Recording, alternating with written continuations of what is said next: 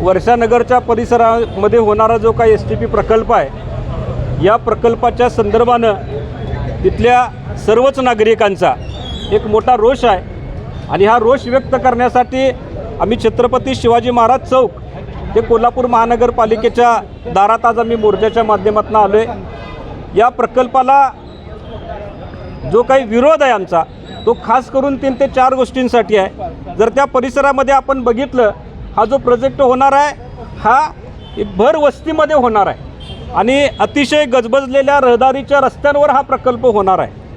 आता ऑलरेडी तिथं भटक्या कुत्र्यांचं साम्राज्य असं म्हणलं तरी काय हरकत नाही। जर प्रकल्प झाला तर तिथल्या भटक्या कुत्र्यांची संख्या मोठ्या प्रमाणात वाढणार, त्याच्यामुळे नागरिकांना तिथल्या त्रास होणार आहे। त्याचबरोबर दुर्गंधी मोठ्या प्रमाणामध्ये तिथं प्रसरणार आहे। पप्पांचा जो आवाज आहे त्याच्यामुळे नागरिकांचं स्वास्थ्य बिघडणार आहे। एकंदर कुठलाही STP प्रोजेक्ट करत असताना नागरी वस्तीत करू नये अशा पद्धतीच्या सूचना या केंद्र सरकारच्या राज्य सरकारच्या डायरेक्शनमध्ये असतानासुद्धा काही गुजरातच्या अधिकाऱ्यांचं, काही गुजरातच्या कॉन्ट्रॅक्टरचं भलं करायचं अशा पद्धतीची भूमिका घेऊन महानगरपालिकेच्या अधिकाऱ्यांनी संगनमतानं हा प्रोजेक्ट तिथं उभा करण्याचे एक षडयंत्र रचलेलं आहे। मला या मोर्चाच्या निमित्तानं सांगायचं आहे, कुठल्याही परिस्थितीमध्ये सर्वसामान्य नागरिक रस्त्यावर उतरून या प्रकल्पाला विरोध करणारच आणि तो प्रकल्प हाणून पाडणार।